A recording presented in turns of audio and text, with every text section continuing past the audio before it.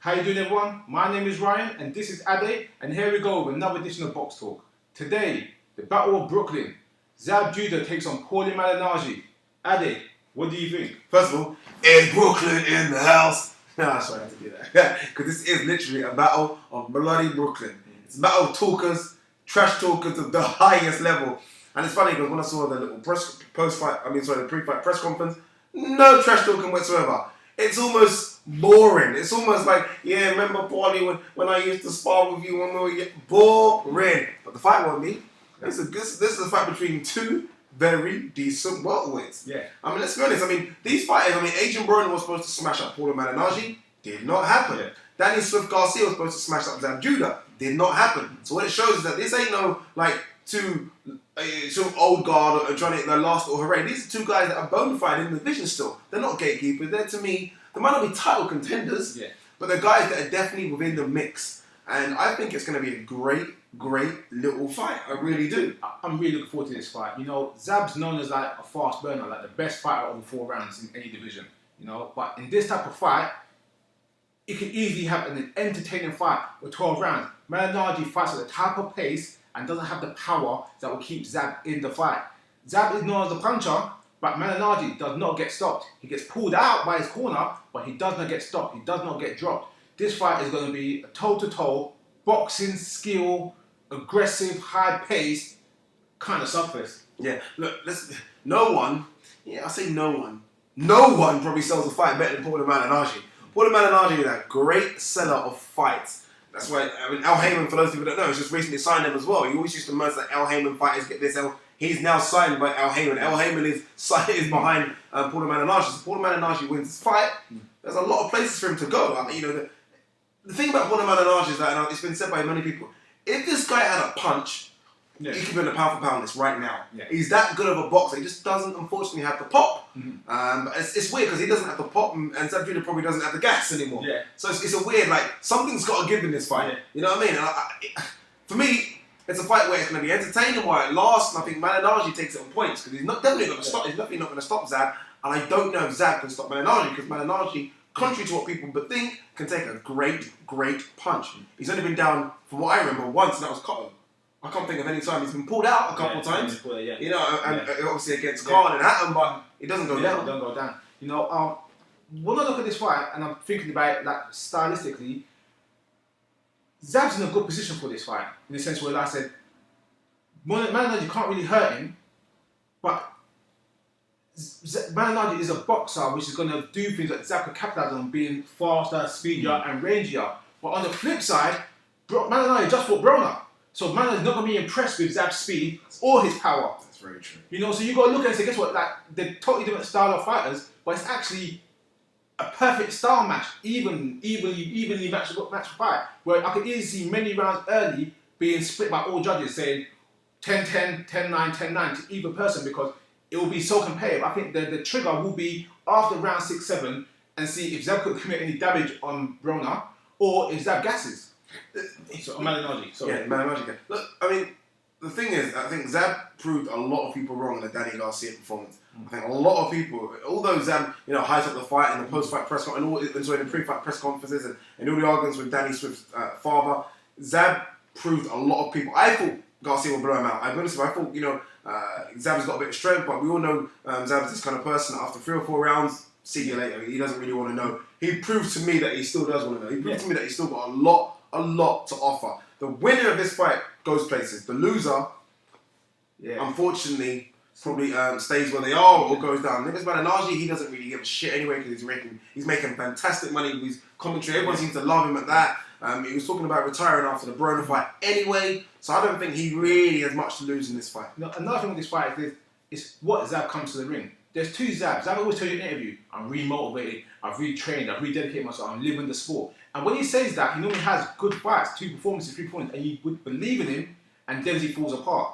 I mean, after the Khan fight, we thought that's it for him. He's come back, done well. He done it before, 7-8 years ago with Cutley. Yeah, I'm trying kind of quitting that fight, kind of gave up, then he comes back round again, and he goes through these spells. Done it with Costa Rica as well. He goes through these spells where he stopped believing in himself. He stopped training hard. He's back on the streets, and then he forgets about it. Now he's actually got his mindset again. He's saying he's religious now. He's changed, the man of God, and so on. Yeah. So you know, if he's actually Zab Judah, he could win this fight. The thing about Zab, and let's not take away his middle name yet, Super Judah, is that Mayweather right now is pound for pound king. Mayweather right now is the richest boxer, probably will be of all time.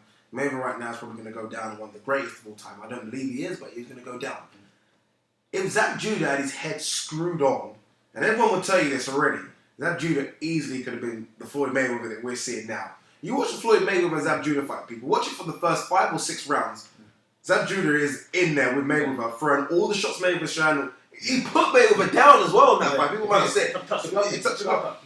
This guy really could have been something special, but the streets kept calling him, and he went back to the streets, went back to the streets, went back to the streets. So he's almost trying to resurrect the career. Yeah. It is a bit too late to resurrect it. He hasn't got the same pop he's got. He hasn't got the same power he's got in that left that he used to have all the time, and the same foot movement and the speed. But he's still got a bit of super left for me. And I think that little bit of super could cause Malignaggi a few problems. But we'll see. People look at Zab's losses more than his wins. What people seem to forget is that he's a legit 2-weight world champion and was undisputed welterweight champion. This is a guy that could easily make 140. That was fighting bigger guys as well at 147. Yeah. I mean, Zab has a serious skill set and a serious resume. I mean, if you look at his forget win-loss records. If you look at who he's fought over the past 10 years, it's a tremendous list. Now, I mean, he's worldly experienced with the better quality fighters and the high echelon of fighters, Zab Malignaggi. It's just the difference is that Malignaggi takes his job serious and Zab don't. That's close. That's close. Malignaggi's resume as well is frighteningly good as well. That's frighteningly good. And Malignaggi, like I said, if he had that power, I think he's only had how many KOs Malignaggi had? 5? Yes. Something ridiculous. Literally, he has no power. It's embarrassing. He has no power. And I think unfortunate for other boxers, he has no power. Because I really think he could cause a lot of boxers problems. Yeah. But again, it's an entertaining fight. Again, styles make fights, and this is stylistically quite a good matchup. I don't know who wins. If Zab wins this fight and he wins, if he wins and he wins more impressive than Broner, I'd like to see Zab versus Broner. Yeah. No, because Broner's a guy that thinks he's got speed and power. You just actually see the guy with speed and power. I don't think Zab has speed and power anymore. I think he's still got it. I think you know. I think we look at them from what they used to have. I don't think I've watched him against Garcia. I watched him before that as well. Broner was very lucky to get a decision of Malignaggi. Malignaggi put in a tremendous performance. So if you're basing someone on how they look in their last fight, Malignaggi's on the high. Zab's the one on the low. I don't know. I don't know. It's a tough fight, but who wins? I'm going to go upset and say Zab. Zab is going to win this fight. Oh, is it an upset? Who's favourite for this? I think Malignaggi is the favourite. Okay. I'm going to go with Zab winning this fight. I think it'll be a close-knit fight, but I think Zab's going to land the cleaner, harder punches, and that's going to count further down the line. I think Malignaggi might throw more flashy combinations, but Zab has got a decent defence when he uses it, and it won't be as clean. The punches won't land as clean, as flush as Malignaggi wants. Yeah, I just feel like I think Ryan's right. I think Malignaggi was really, really pumped for the Broner fight. He was up for it, all the hype, the talk, all the kind of crap between them, and I think that was his. I wouldn't say it was like his song, but he's got such a good career in commentary. Yeah. Sky Sports fly him over here. He goes to Germany. He is Mr. Commentator right now, and I think he's comfortable in that position of being that. I don't necessarily feel that he's in love with boxing in a way. He hates the decisions. He's one of the only boxers out there that seem to scream about the decisions after boxing. I just feel like Zab's got much more to lose in this fight, and that's why I think Zab's going to win it. Zab hasn't got the commentary to fall on. Yeah. Zab hasn't got all the production company and promotional company. This is literally Zab's own thing. And I think Zab's going to win this. Literally because he's a lot more hungry. I think he's really, really hungry for this fight because he knows that he's literally probably spent all his money in his early career. And I think he needs to win. Zab's no longer in the streets. He's no longer in the clubs. He's no longer drinking. He's no longer out doing all other things. He's now training. And I think that's going to be the edge for him. Yeah. But guys, what do you think? I mean, who wins? This is a great little Brooklyn matchup. This is a great little New York matchup. Does Paulie Magic Man Malignaggi still do what he normally does and just a bit of magic and beat Mr. Zab Super Judah? I don't think so. I think Zab Judah takes it. But guys, what do you think? Email us at BoxTalk@hotmail.co.uk and leave your comments below as well, guys. And thanks for tuning in for another edition of BoxTalk.